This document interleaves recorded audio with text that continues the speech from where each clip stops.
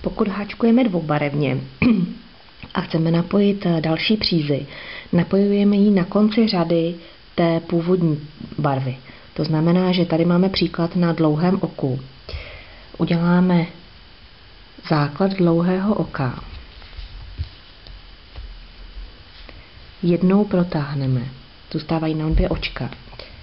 Vyměníme přízy.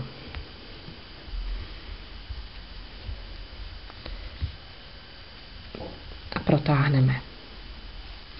Otočíme a pokračujeme v dlouhém oku.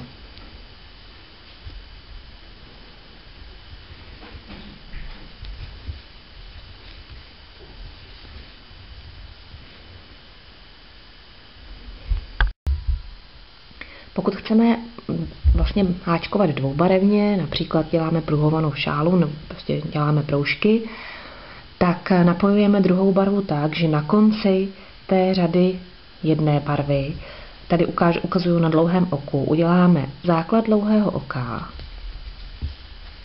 Máme 3, jednou protáhneme a vyměníme přízy.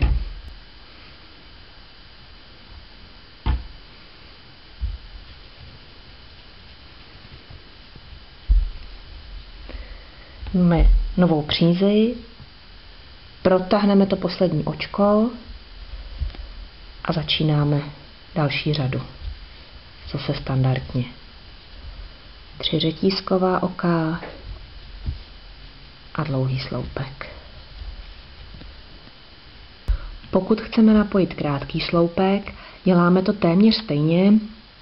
Já to ukážu zase na jiné barvě, ale postupovali bychom stejně, i kdybychom napojovali stejnou barvu.